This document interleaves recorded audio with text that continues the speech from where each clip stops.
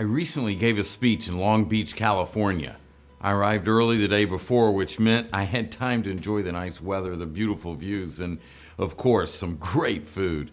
A friend of mine happened to mention that I should visit the Queen Mary cruise ship, a beautiful reminder of an elegant way to travel the world, now retired in Long Beach and used as a hotel.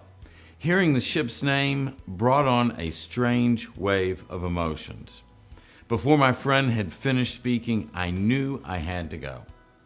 A quick online search confirmed that daily tours were available. I walked to the pier. The tour guide shared various historical tidbits about this famous ship. And one was that the Queen Mary, along with the Queen Elizabeth, were credited with shaving between 1 and 1.5 years off of World War II because of the number of soldiers they were able to transport speedily to Europe from Canada, Australia, and the United States. Another nugget of information the tour guide passed along was that the last Atlantic crossing before the Queen Mary was converted to a military transport began on August 30th, 1939 in Southampton, England, where the Queen Mary usually always departed from. What the tour guide didn't know was that my grandfather and his family played a role in that eventful final transatlantic crossing. This was well after the infamous Kristallnacht in Germany, the night windows were shattered and buildings were burned and destroyed and people were killed. My grandfather took that evening as a cue to protect his loved ones. He smuggled his family into Switzerland. Initially, he was only able to get his wife and 2 children, my mother, my uncle, into Switzerland and not himself. But after 3 tries and using a passport that he actually personally forged, he eventually made his way to join them in Switzerland. And then after significant bargaining, he was able to transport his family across France to Cherbourg, where in the summer of 1939, they boarded the Queen Mary and, after a long voyage, came to safety in the United States on the final transatlantic crossing of that ship used for civilian purposes. That's the ship I was visiting that day in Long Beach. The ship that saved my family's life. Whenever I think of accountability, I think about my grandfather. I look back on what he accomplished nearly 80 years ago and I think, that's what real commitment looks like. He was totally committed to doing whatever he had to do to ensure the safety of his family. And while some things were out of his control, he focused on what was in control.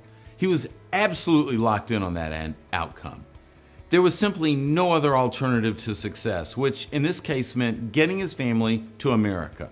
He was committed to leading them to safety and then to positioning them to achieve their fullest potential and live their lives successfully. Do you know what else comes to mind when I think of that ship my grandfather made his way nearly 8 decades ago? Some big questions about business and the power of commitment.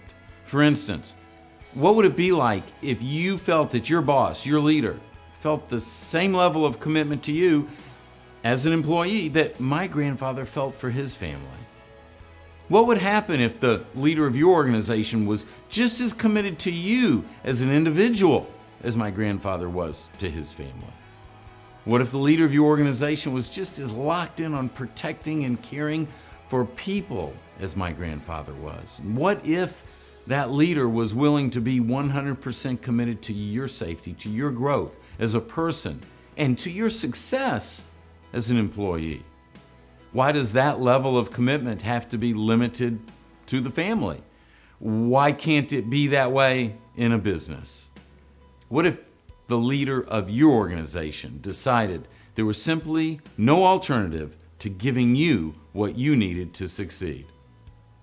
What would be possible for you, for your team, for your company, if the leader was 100% committed to each and every one of its employees at the level my grandfather was committed? What would you commit to accomplish for such a leader? It is only the commitment from the leader to their people that creates accountability in the leader. That's what creates the desire to be accountable in the people they lead. 100% commitment from the top. That's what inspires people to thrive, grow to be their best, and in the process, help the organization to grow to be its best. Commitment is what makes the greatest journeys possible. If you like this video and you think it's an important message, you know what to do. Share it, like, subscribe. We appreciate it. We'll see you next time.